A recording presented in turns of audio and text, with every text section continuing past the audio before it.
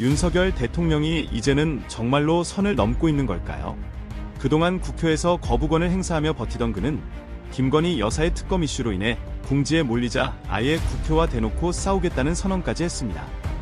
여당조차도 장악하지 못하는 상황에서 야당과 협치를 기대했던 국민들은 있었을까요? 이제는 많은 사람들이 윤 대통령의 끝이 다가오고 있다고 말하고 있습니다. 과연 그가 어떤 결정을 내리게 될까요?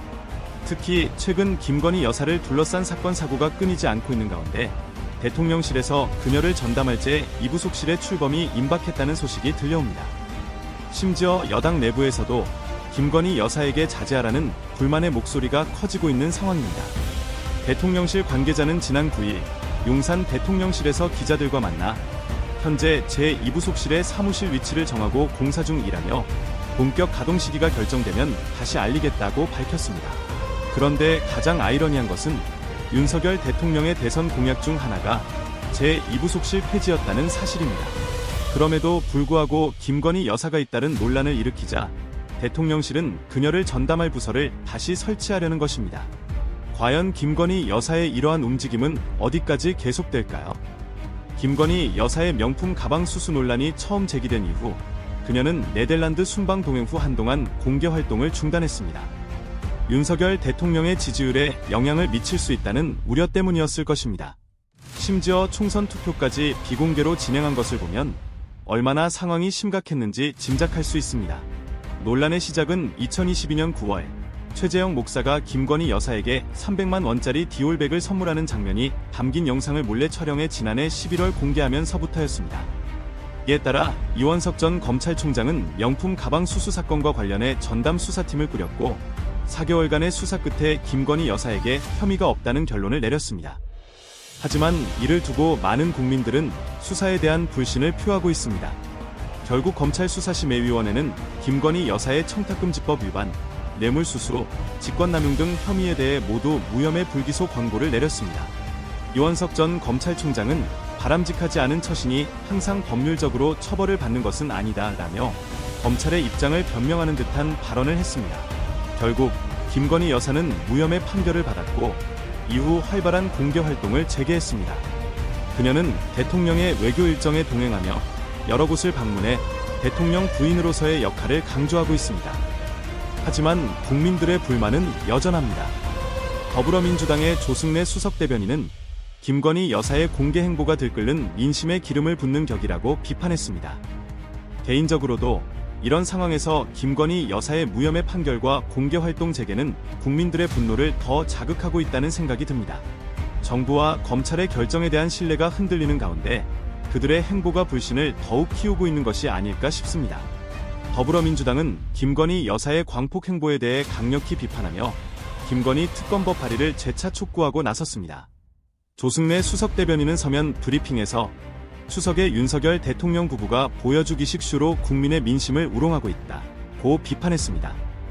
특히 김건희 여사의 공개활동 재개에 대해 국민의 따가운 눈초리에도 아랑곳하지 않는 파렴치한 행보가 들끓는 민심의 기름을 붓고 있다고 날을 세웠습니다.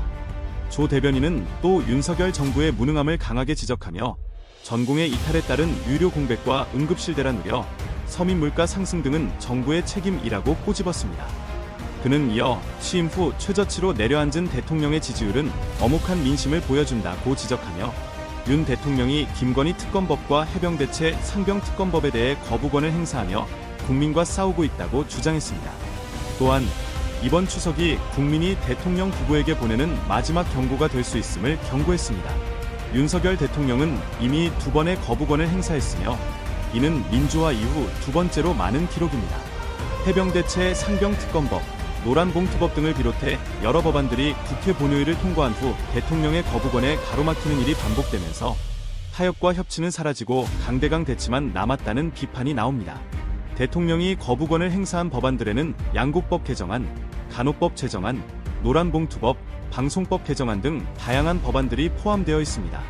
특히 김건희 여사의 도이치모터스 주가조작 의혹 특검법, 대장동 50억 클럽 특검법에 대해서도 거부권을 행사하며 논란이 지속되고 있습니다. 역대 대통령 중에서 당과 의회의 지지를 받지 못한 경우는 3명뿐이었는데 박정혜, 전두환, 그리고 이번에 윤석열 대통령이 그 대열에 합류했습니다. 이들은 의회와의 협치보다는 갈등과 대치를 이어가며 논란을 증폭시키고 있습니다. 현재 정치 상황을 보면 윤석열 대통령이 과거의 권위주의적 접근 방식을 고수하고 있다는 점이 눈에 띕니다. 박정희와 전두환 대통령 시대에는 군의 힘으로 권력을 압도하고 여당이 주도하는 국회 환경 덕분에 정치적 문제는 상대적으로 적었습니다. 그러나 오늘날 20대와 21대 그리고 22대 국회가 모두 야당의 주도 아래에서 국민의 큰 신임을 받고 있는 상황에서는 상황이 크게 달라졌습니다. 국민들이 야당을 지지하는 이유를 고민하는 것이 정상적인데 윤석열 대통령은 이를 전혀 신경 쓰지 않는 듯합니다. 민주주의 국가에서 국회의 역할은 무엇일까요? 국회의원은 국민의 대표입니다. 역사적으로 우리는 먼저 국회를 구성하고 그에 따라 헌법을 제정하였으며 헌법에 의해 초대 대통령을 선출했습니다. 즉, 국회는 대통령보다 먼저 존재하며 대통령은 국가의 원수로서 외국에 대하여 국가를 대표하지만 국회 위에 군림할 수는 없는 법입니다. 역대 대통령들이 4년마다 열리는 국회 개원식에 꼬박꼬박 참석한 이유가 여기에 있습니다. 그런데 윤석열 대통령은 지난 2일째 202대 국회 개원식에 불참했습니다. 이는 단순한 일이 아닙니다. 이는 중대한 정치적 사건으로 다음날 거의 모든 신문이 대통령의 국회 개원식 불참을 비판하는 사설을 실었습니다.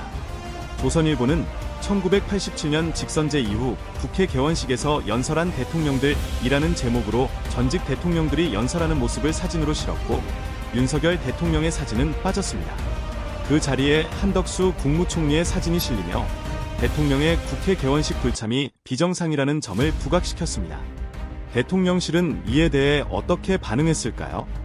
정진석 비서실장은 대통령실 전 직원 조회에서 국회가 이성을 되찾고 정상화하기 전에는 대통령께 국회에 가시라고 할 수 없다고 밝혔습니다. 그는 대통령이 국회에 가서 조롱과 야유 속에서 곤욕을 치르는 상황에서 대통령형이 어떻게 말씀드릴 수 있겠느냐고 반박했습니다. 국회의장단과 야당 지도부가 이런 상황을 방치하면서 사전 조치를 취하지 않았다고 비판하며 대통령의 국회 참석을 거부하는 이유를 설명했습니다. 이런 상황을 보면 현재 정치적 대치가 단순한 논란을 넘어서 민주주의의 근본적인 원칙과 절차를 훼손하고 있다는 느낌이 듭니다. 윤석열 대통령의 국회 개원식 불참은 단순한 개인적 결정을 넘어서 정치적 신뢰와 민주주의 원칙에 대한 도전을 의미하는 중대한 사건으로 여겨질 수 있습니다. 최근 대통령실의 발언이 전해지면서 국회와의 관계가 심각한 갈등 상태에 접어들었습니다. 대통령과 비서실장이 국회를 함부로 대하면서 국무총리와 장관들마저 국회를 경시하는 태도를 보이기 시작했습니다. 지난 9일부터 진행된 대정부 질문에서 분위기는 그야말로 전투적이었습니다. 특히 한덕수 국무총리의 태도가 눈에 띕니다. 그는 과거에는 조용한 모습으로 잘 알려져 있었지만 최근에는 야당 의원들과 격렬한 논쟁을 벌이며 예전과는 다른 모습을 보였습니다. 언론은 그의 답변 태도가 점점 더 거칠어지고 있다고 지적하고 있습니다. 박성재 법무부 장관도 답변 후 야당 의원들을 노려보는 등 과거와는 다른 공격적인 자세를 취했습니다. 이러한 변화의 배경을 대통령실 관계자는 간단히 설명했습니다. 바로 윤석열 대통령이 야당 주도의 국회와 타협할 생각이 전혀 없다는 점이 드러났기 때문입니다. 이에 따라 국회에서 격렬하게 싸우는 것이 대통령의 신임을 얻고 자리를 오래 지키는 방법으로 여겨지고 있는 상황입니다. 이제 윤석열 대통령이 국회와의 전쟁을 계속하면서 국정 운영을 어떻게 해 나갈 것인지에 대한 의문이 커지고 있습니다. 정부의 제대로 된 운영을 기대하기보다는 하루빨리 현 상황을 벗어나야 한다는 목소리가 커지고 있습니다. 오늘의 정치 상황을 지켜보면서 대한민국이 바르게 나아가기를 바라는 마음으로 정치사수에 함께 해주시면 감사하겠습니다. 유익하셨다면 구독과 좋아요 부탁드리며 더 나은 내일을 위해 정치에 대한 관심과 참여를 계속 이어가시기 바랍니다. 감사합니다.